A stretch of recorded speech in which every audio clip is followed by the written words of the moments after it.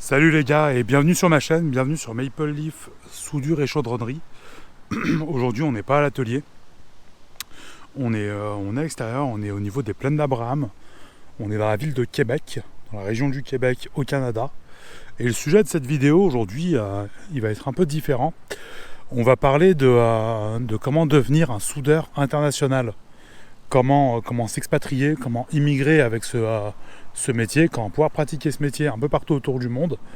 Et donc ça va être le sujet principal de cette vidéo. Je vais vous donner en fait les conseils et les bons conseils pour réparer votre départ. Ce que j'ai pas forcément fait et ce qui a pu me poser problème en fait au bout de quelques temps. Je vais vous expliquer ça. On va parler un peu de tout ce qui est salaire, visa, quels pays peuvent être intéressants lorsque vous êtes français, lorsque vous êtes soudeur. Est-ce que c'est une solution qui est durable?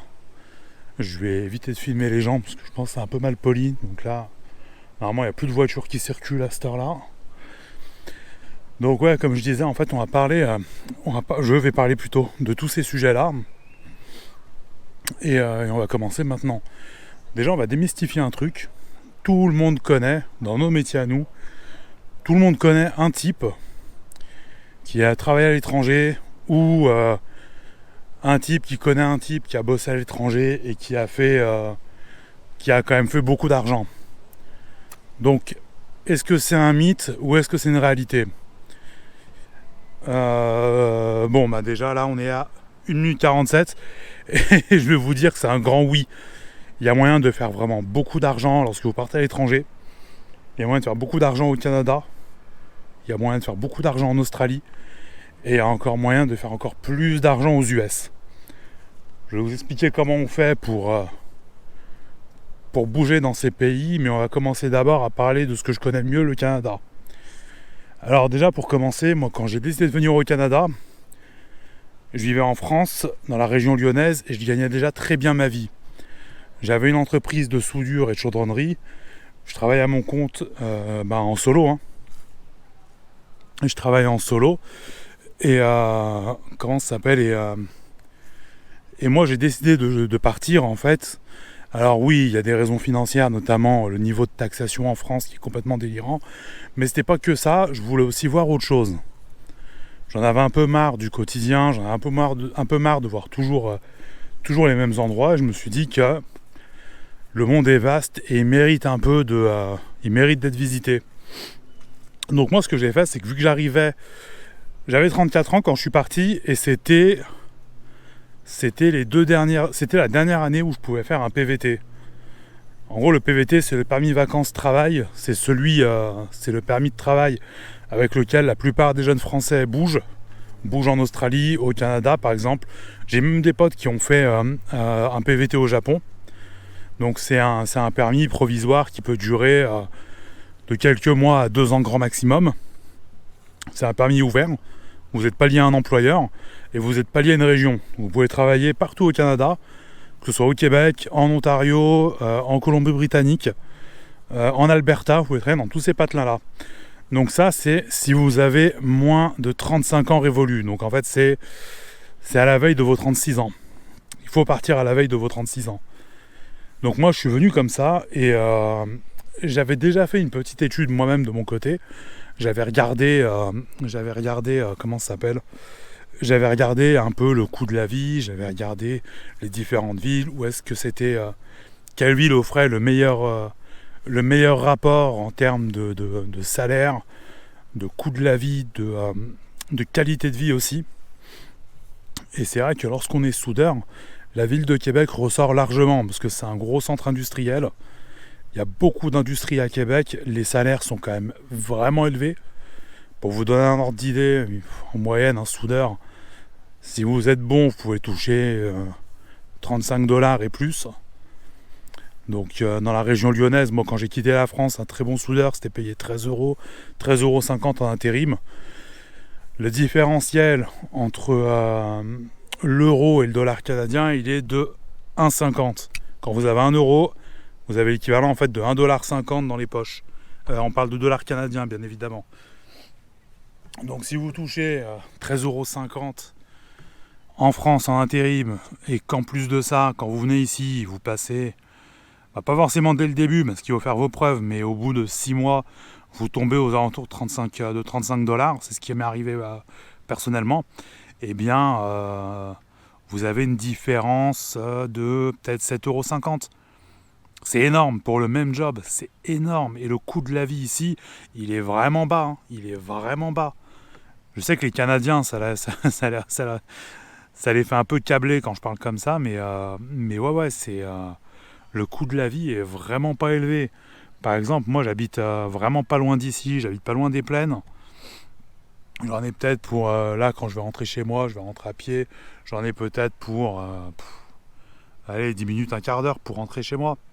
Et je dois payer à peu près 900 $. Donc 900 $, c'est quoi, les 600 €, 650 €. Pour avoir l'équivalent dans la ville où j'habitais, genre à Lyon, je paierais peut-être 1000, 1200 quoi. Donc il n'y a rien à voir. Là par exemple, je me suis pris un grand café avec une grosse part de cheesecake, ça m'a coûté 10 $, donc c'est à peu près 6,50 €. La même chose à Lyon dans un parc, ça m'aurait coûté beaucoup plus cher en fait. Et 10,50 € avec le pourboire. Hein. Avec le pourboire. Donc c'est vrai que s'expatrier, partir comme ça, pas vraiment s'expatrier parce que moi dans mon cas, j'ai émigré. S'expatrier, c'est lorsque vous partez travailler dans un autre pays, mais avec une entreprise française. Il y a des gens qui font ça, hein, j'en connais personnellement à Québec, qui bossent pour des boîtes comme FIV, comme Veolia, ce genre d'entreprise, ou même Réel. Pour ceux qui connaissent Réel, c'est une grosse boîte française, c'est une Rolls de l'industrie.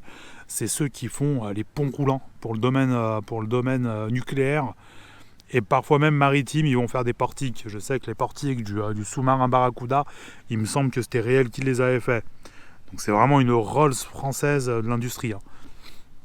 Et il y a des types en fait qui bossent pour ces boîtes-là, des Français qui vivent ici en fait. Et donc ça, eux, ce sont des expatriés. Moi, dans mon cas, je suis clairement un immigré, hein, que ce soit clair et net.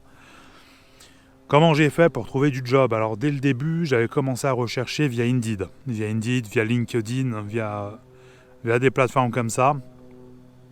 J'avais trouvé un premier job pour Veolia, donc j'avais passé un entretien en visio avec eux.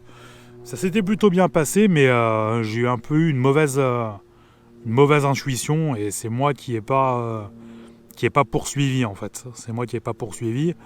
Et pareil, j'avais trouvé du job au Québec avec l'agence d'intérim Temporis, parce que il y a des agences d'intérim françaises qui commencent à ouvrir au Canada, au Québec.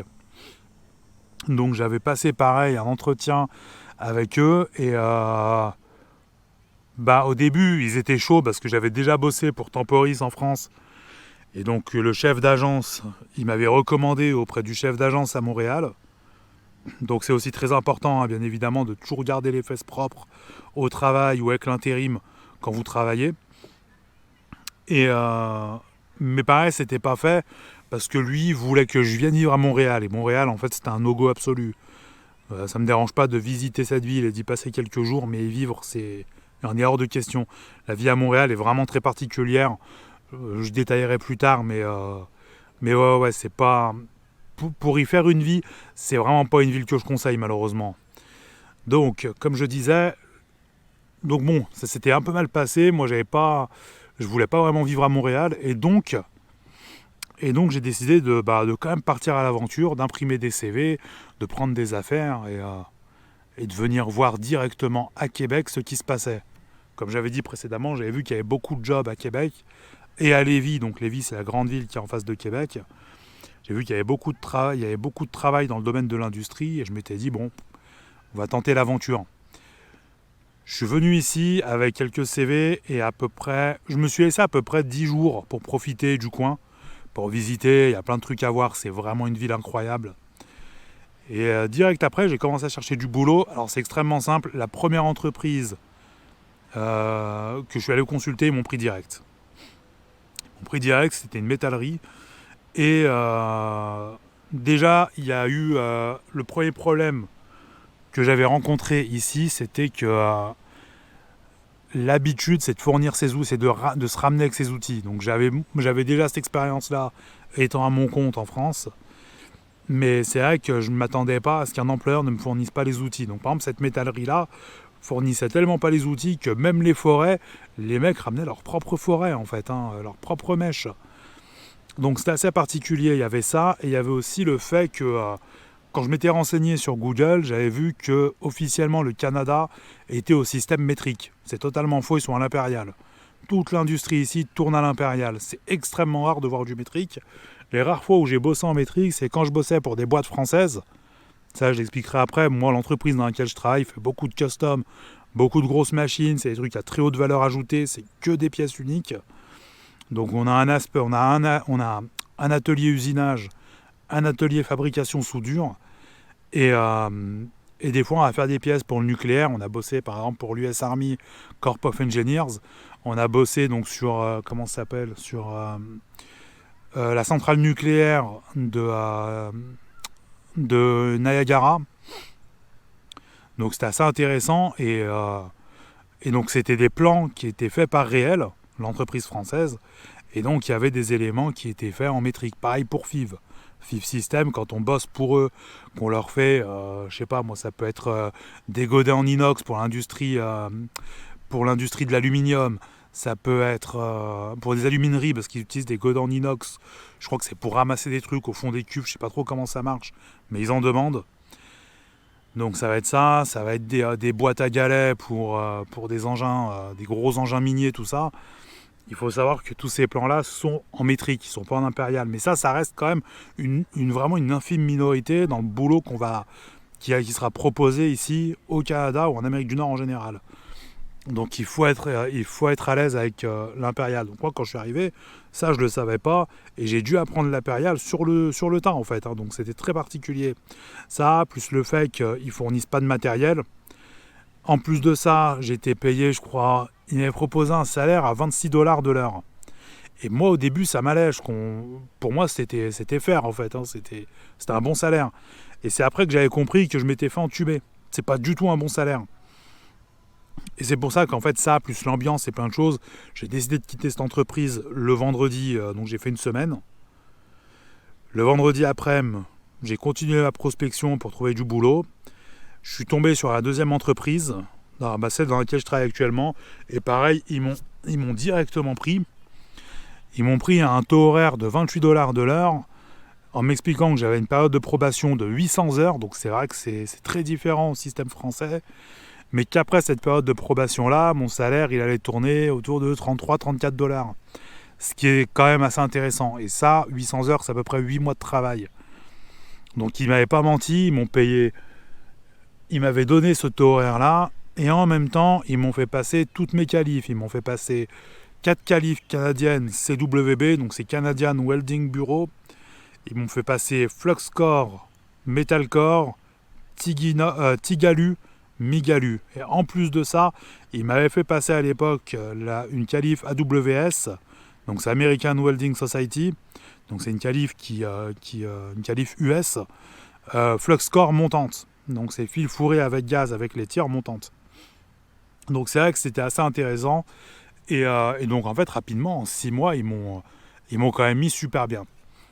Donc si vous voulez venir par exemple au Canada pour travailler, il faut être à l'aise avec le fait que vous allez devoir rapidement vous faire votre propre caisse à outils, vous achetez votre cagoule de soudure et vous et surtout vous former à l'impérial.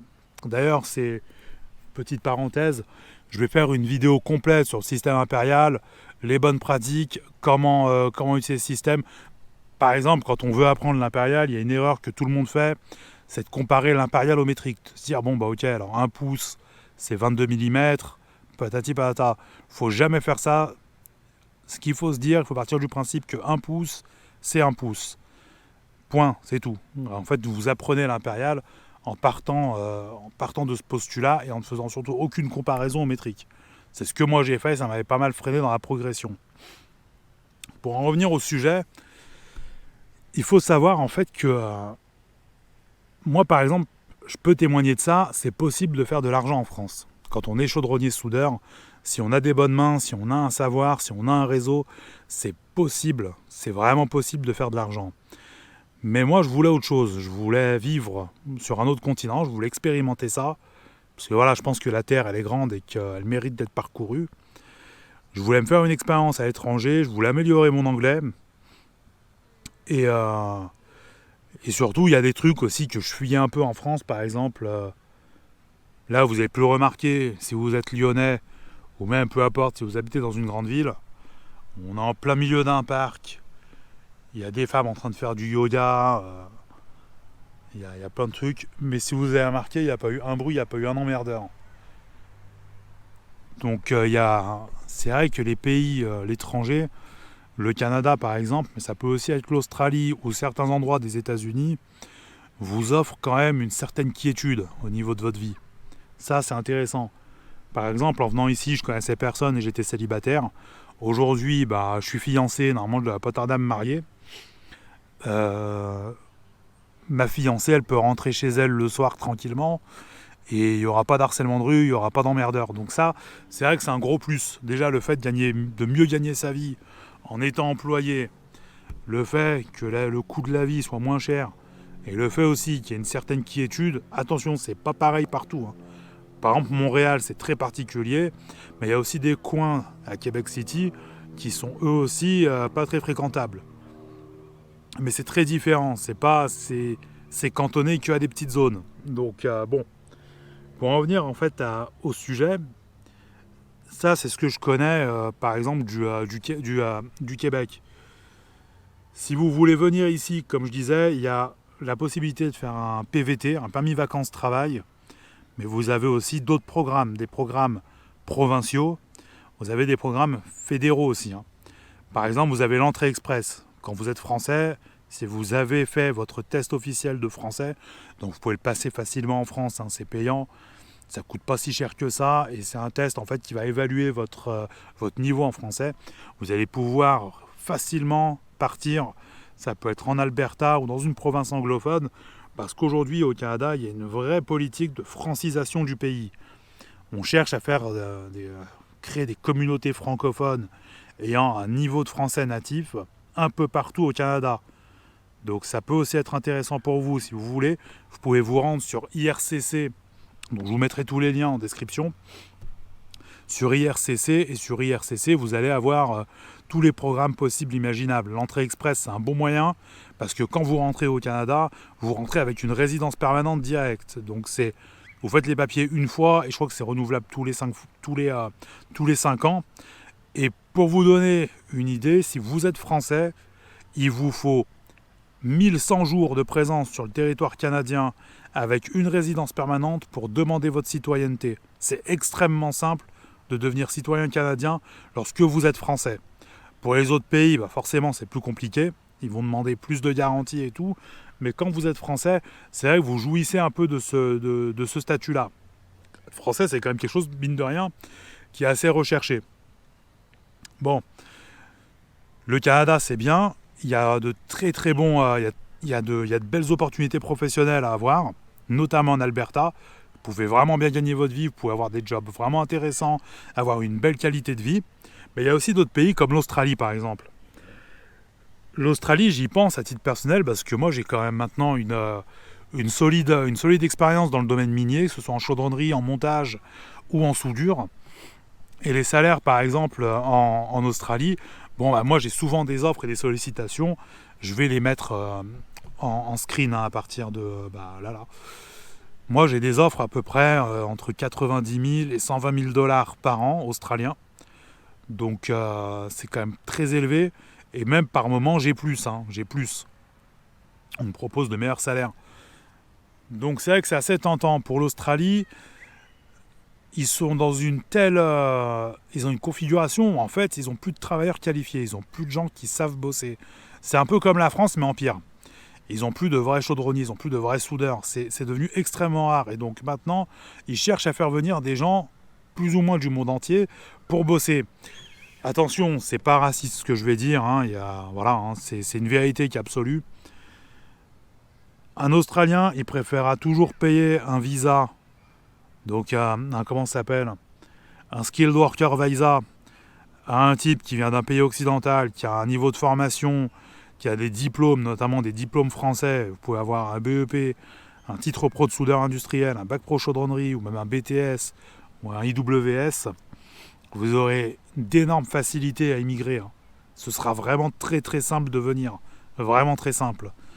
Donc c'est assez intéressant. Moi, ce que je peux vous dire en tout cas, c'est que être soudeur et voyager à l'étranger, moi chaudronnier soudeur, voyager à l'étranger dans l'idée de faire valoir vos connaissances, vos compétences, de les monnayer et de vivre des expériences intéressantes et de bien gagner votre vie, il faut comprendre qu'aujourd'hui, c'est pas un mythe, c'est pas un délire. C'est pas un délire. Il y a vraiment des pays où, par exemple, pour vous donner un ordre d'idée, c'est pas mytho. En France, on travaille pas beaucoup, on fait pas tant d'heures que ça. Mais je peux vous assurer qu'on est des gens extrêmement productifs. Le français, c'est un gars... Être français, c'est simple.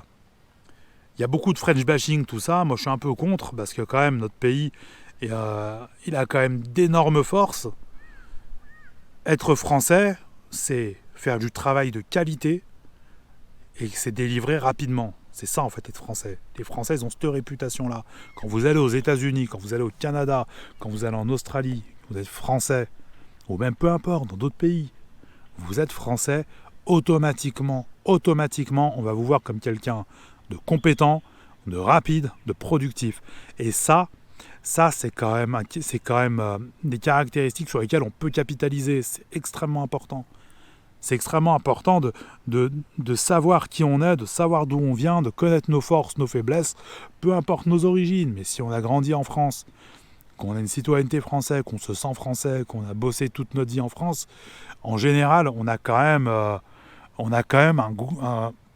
un niveau de qualité dans le travail qui est très élevé. Par exemple, ici, voilà, il y a beaucoup de soudeurs qui font pas l'affaire. Il y a des gens ici en soudure, dans une entreprise comme celle où je travaille, ils feraient pas une semaine. Il y a des entreprises, des gars avec qui je bosse, on les met dans des boîtes classiques en France. Les entreprises genre Solustil, tout ça, ArcelorMittal, toutes ces boîtes-là en France, ils font pas une seule semaine. Les gens travaillent vraiment à la cool en dehors de France. On s'en rend pas forcément compte. Et ça, il faut profiter de ça, il faut profiter de cette force que nous a offert la France en fait. Le fait de faire du travail de bonne qualité et de le délivrer rapidement. Par exemple ici, la grande majorité des soudeurs que je vois, ils décratonnent à peine leurs pièces. C'est un truc qui en France c'est inadmissible. En France, il faut que les soudures elles soient clean. Sinon c'est pas... On les connaît toutes ces boîtes où on arrive en début de carrière, on ne connaît pas trop le métier, on soude, on laisse quelques gratons et tout, et automatiquement on nous prend la tête. Ici, c'est la norme. Ici, les gens, ils en ont rien à secouer. Ils en ont vraiment rien à secouer. Donc, il ne faut pas avoir peur quand on est français. Si vous avez un peu d'argent de côté, pas beaucoup non plus, et si vous préparez une immigration, c'est quelque chose qui se planifie sur le long terme, vous mettez petit à petit à côté, et quand vous avez, je sais pas moi, 5 000 € par exemple, là vous bougez. Et si vous avez un peu d'argent de côté, que vous avez des diplômes français, que vous avez un peu d'expérience, même pas besoin d'avoir 10 ans, 15 ans d'expérience, 2-3 ans, si vous travaillez bien de vos mains, ça passe. Moi, je connaissais des mecs en France qui avaient 22, 23 ans, c'était des super bons soudeurs, c'était des soudeurs hors pair. Si vous êtes dans ces profils-là, cassez-vous. Soit vous pouvez monter votre entreprise en France. Après, je sais pas comment le pays il a évolué, parce que je suis parti quand même il y a pas mal d'années. Donc apparemment, c'est devenu un peu... désolé du terme, c'est devenu un peu la merde de ce que j'ai cru comprendre. Mais moi, quand j'étais encore en France, j'avais monté une entreprise, je crois, début 2020. Mais franchement, il y avait beaucoup d'argent à faire, c'était pas un mythe. En 5 ans, en 2 ans, les choses peuvent très très vite évoluer. Et ici, si vous êtes bon, en fait, si vous avez un bon niveau en exécution, que vous travaillez correctement, moi je peux vous assurer, vous allez vous faire une carrière de malade. Par exemple, je sais pas, ici c'est courant de prendre, je sais pas moi, 1 000 $, 1 050, 1 060 $ par semaine en super net. Mis bout à bout, vous gagnez bien mieux qu'en France, bien mieux qu'en France. Donc c'est intéressant. Moi, ce que je peux vous dire, c'est qu'il ne faut pas avoir peur. Il ne faut pas avoir peur de franchir le pas. Ces pays-là, c'est des pays safe, c'est des pays sécures, c'est des pays où il y a des facilités, vous pouvez facilement trouver du travail, trouver un appartement, c'est très simple aussi. Il ne faut pas avoir peur de se lancer, il ne faut pas avoir peur de faire le premier pas. La pire chose que vous pouvez faire, c'est être statique dans vos vies. C'est tout ce que je peux vous conseiller. Donc voilà, bon, je vais continuer la promenade moi. Hop là. Et donc voilà, petit aparté vite fait. Donc là on a encore un autre endroit des plaines. On a une vue magnifique sur la ville. Pour vous donner un ordre d'idée, cet immeuble là que je pointe du doigt, c'est... Non, celui-là, pardonnez-moi, c'est le musée de la guerre. C'est le musée de la guerre. Là, c'est... comment ça s'appelle ? En fait, c'est une bâtisse, un petit château où il y a plein de trucs, il y a plein de commodités, il y a des fast-food, il y a plein de trucs. Et moi, j'habitais dans cette rue, en fait, la rue qu'il y a là-bas. Quand je suis arrivé ici, c'est l'endroit où j'habitais, c'était là.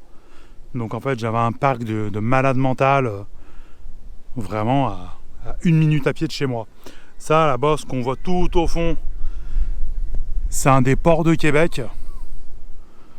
Et là, c'est la suite des plaines, c'est là où on va. Je fais un peu cette petite digression, c'est pour vous parler d'un autre sujet qui est connexe à l'immigration et à l'expatriation, c'est le sujet de la santé. La santé, c'est un truc auquel je suis confronté actuellement, rien de bien méchant, hein, c'est juste que j'ai un petit problème aux dents. Il faut comprendre que le système français est ce qu'il est, mais je peux vous assurer qu'en termes de santé, il n'y a rien à voir. Hein. Quand on dit que la santé en France ne marche pas ou vice-versa, en tout cas par rapport à l'Amérique du Nord, je peux vous assurer une chose, c'est totalement faux. Pour vous donner un ordre d'idée, j'ai accompagné ma fiancée à l'hôpital il y a quelques temps de ça, vraiment pour un truc de routine, vraiment que dalle, hein, je vous jure, il n'y avait vraiment rien de grave. Ils lui ont demandé 1 500 $ à peu près, un peu moins, peut-être 1 450, 1 460, mais c'est à peu près ce qu'ils vous demandent en dollars pour une consultation et une auscultation vite fait. Parce que, il y a un chien de prairie. Vous savez qu'ici on croise quand même pas mal d'animaux, je sais pas si vous le voyez, il est juste devant moi. Mais oui, en tout cas, comme je vous disais, ce qui est assez intéressant, ce qui est extrêmement important, c'est votre santé. Si vous décidez de partir, il ne faut pas hésiter à faire des check-up en fait. À faire des check-up, à regarder, à faire analyser vos dents. C'est quoi, c'est un chien de prairie ou c'est un castor ce truc-là ? Non, c'est un chien de prairie. Je sais pas si vous l'avez vu avec la GoPro, parce qu'en fait, on a l'impression que c'est loin, mais je vous jure, il est même pas à 10 mètres de moi en fait. C'est assez particulier, ouais. Bon, enfin, je vais le laisser tranquille. Mais oui, comme je vous disais, il faut surtout pas hésiter à faire un check-up, à faire vérifier vos dents par exemple. Je connais un mec, un Français ici, le mois dernier, pour soigner, je crois, il a soigné une dent plus une carie. Donc 2 dents au total, ça lui est revenu à 6 000 $, donc c'est 4 000 €, c'est énorme, c'est énorme. Si vous décidez de partir, faire un voyage à l'étranger, une expatriation, une immigration, même 2 ans, 2-3 ans, si vous voulez pas avoir votre voyage pourri par des questions de santé, moi je vous conseille sincèrement d'aller vous faire soigner en France. Ça peut paraître un peu profiteur. Les gens vont dire ouais tu profites du système ou quoi que ce soit. Moi en tout cas, dans mon cas de figure, non, parce que j'ai payé énormément d'impôts pendant des années, mais c'est votre cas aussi. Il n'y a pas que les entrepreneurs qui se font allumer, il y a aussi les salariés. Moi j'ai été entrepreneur et j'ai été salarié. Dans les 2 cas, les cotisations sont gigantesques. Le taux de prélèvement obligatoire en France, c'est un des plus élevés au monde. Donc vous n'êtes pas des profiteurs si vous vous faites soigner en France et que vous avez travaillé pendant des années en France. C'est un droit que vous avez. Le devoir que vous aviez, c'était de travailler en France. Vous avez travaillé en France, vous avez participé au PIB du pays, vous avez participé à l'innovation du pays, vous avez participé à plein de trucs. Et vous faire soigner à juste prix, c'est un droit. Au Canada, il y a un énorme problème avec les cartels. Si vous avez...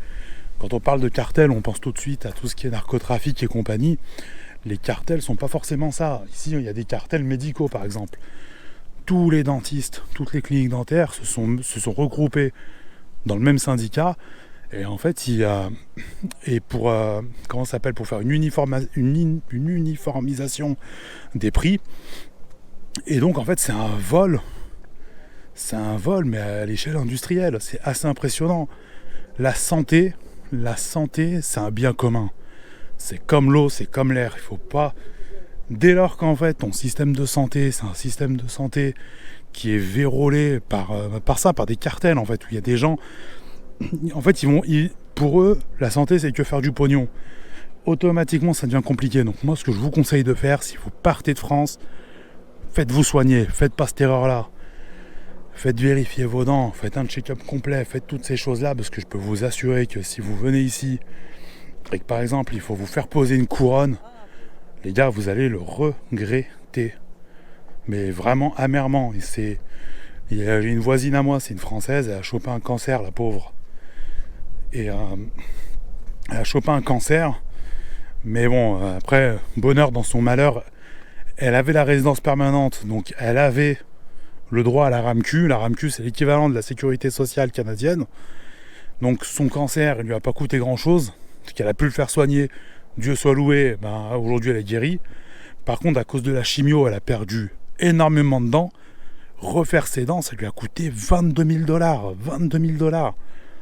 Pour certains, pour beaucoup même, pour énormément de personnes, 22 000 $, c'est les économies d'une vie, si ce n'est plus. Il y a des gens qui, elle, il me semble, après je ne veux pas parler en son nom, mais de ce que j'ai cru comprendre, elle s'est lourdement endettée pour soigner ses dents. C'est pas normal. C'est pas normal.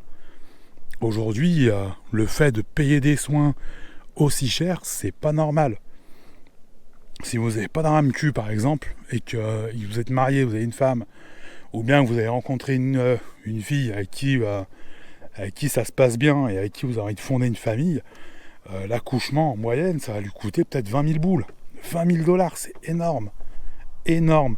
Donc ce qu'il faut faire, il faut vraiment, vraiment, vraiment être super carré avec la santé. Si vous partez, vous décidez de faire un voyage ici, vraiment ce que je vous conseille, c'est rigolez pas avec ça. Faites vérifier vos dents, faites vérifier vos yeux, faites tout vérifier. En général, moi par exemple, quand ils m'ont fait, quand j'ai eu quand j'ai eu la validation quand ils m'ont dit que mon visa c'était ok, que je pouvais venir en fait, ils m'ont demandé de faire une visite médicale. C'est une visite médicale que j'avais passée à Lyon, à l'ISBA. Donc c'est l'endroit où vous allez par exemple quand vous voulez partir en Afrique. Il faut que vous fassiez des vaccins style la fièvre jaune, tous ces trucs-là, vaccins contre le paludisme, tout ça, c'est là-bas que vous devez les faire. Il m'avait fait passer tout un check-up complet, donc c'était à peu près, ça m'avait coûté, je crois, 280 €. Je crois que c'était ça, 280 € à l'époque. Et donc en fait, c'était 280 € avec... il y avait une radio des poumons, il y avait des tests MST, donc VIH, hépatite, tout ça. Il y avait des tests MST, il y avait quoi d'autre ? Il y avait les dents, et il y avait l'ouïe et la vue. Et si vous passez pas, si vous avez une mauvaise santé, si vous avez des dents complètement éclatées, il y a peut-être moyen qu'ils vous refusent. Mais moi en tout cas, pour vous donner un ordre d'idée, je vous conseille sérieusement de faire gaffe à votre santé. Surtout si vous venez là, quand on est en France, on a un peu tendance à négliger. Voilà, moi le premier, on a une carie qui traîne, on s'en fout un peu. Les résultats des comptes, c'est une dent qui se fend ici, et on a des sommes incroyables à cracher à la fin. Donc il faut pas hésiter. Et ça encore, c'est au Canada. Dites-vous qu'aux États-Unis, c'est encore pire. Aux États-Unis, il y a une histoire d'un mec qui devait se faire poser une hanche, une prothèse de hanche. Et au final, il est parti 1 an en Espagne. Il a payé son loyer à Madrid. 1 an de loyer à Madrid, une prothèse de hanche à Madrid. Plus il a vécu comme un fou. Je crois même qu'il a pété sa prothèse de hanche et il avait dû la faire changer. Et au final, quand il est revenu aux États-Unis, ça lui était revenu à moins cher que lorsqu'il était parti. Donc la santé en fait en Amérique du Nord, c'est pas du tout du même niveau qu'en Europe. Et donc faut vraiment, vraiment, vraiment pas craindre. Faut vraiment, putain, désolé. Je sais pas ce qu'elle avait elle. Faut, comment ça s'appelle ? il faut vraiment faire super gaffe à ça. Dès lors que vous faites une expatriation, les gars, pensez vraiment à ça, hein, pensez vraiment à votre santé et à toutes ces choses, parce que sinon vous allez vraiment le regretter. Donc, j'en profite pour poser ça là vite fait. Là, je suis vraiment dans le centre-ville de Québec. Et c'est vrai qu'ici, il y a quand même un sacré patrimoine chrétien, catholique, et même jésuite. Et je suis pas chrétien, mais c'est vraiment une foi que je respecte infiniment. J'ai un énorme respect pour le christianisme et pour ceux qui le pratiquent. Et c'est vrai qu'ici, il y a réellement il y a vraiment une vraie culture chrétienne. Il y a de belles bâtisses. Et par exemple, ça, je crois qu'on appelle ça un séminaire dans le christianisme, chez les chrétiens. Et comme on peut le voir, il y a énormément de jeunes en fait qui y vont, qui pratiquent du sport là-dedans. Il y a une vraie vie chrétienne à Québec. Et pour ceux qui sont des pratiquants de cette foi-là, vous pouvez carrément venir ici. D'ailleurs, un des premiers potes que je me suis fait ici, en fait, en arrivant, c'était même pas un étranger, c'était un Québécois qui était là en fait pour le carême. Donc en fait, il y a plein de trucs à faire pendant le carême ici. Et en fait, tout est visitable. C'est vraiment intéressant. Ouais. Donc voilà, je vais retourner en ville parce qu'il va falloir que je rentre chez moi en 2-2, mais bon. Mais voilà, donc c'est petite digression durant la vidéo pour vous expliquer que pareil, en termes de patrimoine historique, Québec c'est quand même assez fourni, hein, donc vous pouvez venir et vous inquiétez pas, même en termes d'architecture, en termes de tout, c'est vraiment la ville, c'est la ville la plus européenne d'Amérique du Nord. Donc voilà.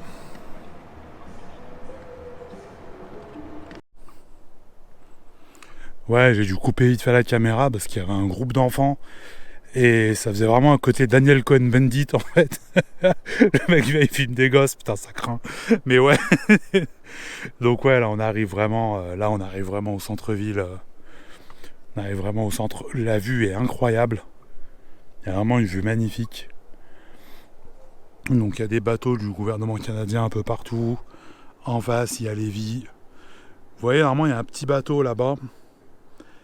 Et à sa version ici, ça c'est le traversier en fait. Il part à peu près tous les quarts d'heure.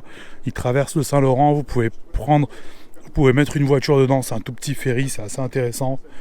Et surtout le prix il est dérisoire. C'est 3$ je crois, donc ça revient à 2€. Ça va à 2€ ouais, pour le traverser. Et je crois même pas, non je crois que c'est 2€. Je crois que c'est 3$ pour l'aller-retour. Donc je crois que c'est si vous restez 90 minutes. Donc ouais c'est ça. C'est l'aller-retour si vous voulez pour une poignée de dollars. Donc c'est assez intéressant. En plus ils mettent souvent du mobilier urbain, ils mettent plein de trucs. Donc c'est vrai que c'est plutôt cool. En tout cas voilà.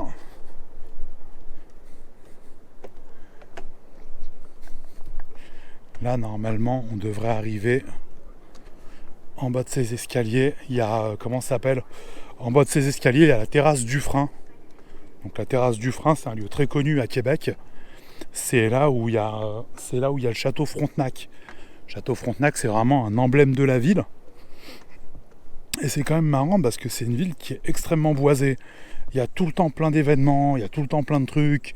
Ça bouge vraiment beaucoup. C'est très très animé. Et il doit y avoir peut-être, au total, il doit y avoir, je sais pas, peut-être 700 000, ouais. Peut-être 700 000 habitants.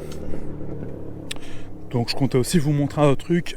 Je sais pas si là on peut le voir, mais les immeubles que vous avez avec les comment ça s'appelle, les portiques là-bas, là au fond, ça c'est Groupe Océan en fait. C'est le chantier naval, c'est le plus gros chantier naval de la ville de Québec. Le plus gros chantier naval d'Amérique du Nord, lui, il se trouve au-delà du Saint-Laurent. Il se trouve après ce cap-là et c'est la Davie en fait. La Davie, vous pouvez y travailler que si vous êtes canadien. Les étrangers n'y sont pas admis puisqu'en fait c'est le chantier naval qui fait les bâtiments de guerre de la marine canadienne. Et pas forcément parce qu'ils en exportent aussi, hein, ils en vendent. Donc là on arrive dans la ville de Québec. Bon, on y était, mais on arrive dans le centre-ville de Québec. Et comme vous pouvez voir, c'est quand même assez sympa. En fait, il y a des parcs de partout, c'est extrêmement vert. Et quelques minutes à pied, vous pouvez passer d'une zone limite. Vous avez l'impression d'être en pleine forêt au centre de la ville, quoi. Donc c'est assez intéressant. Donc voilà, là on est sur la terrasse du Frein. Voilà, il y a un gamin qui crie. Désolé.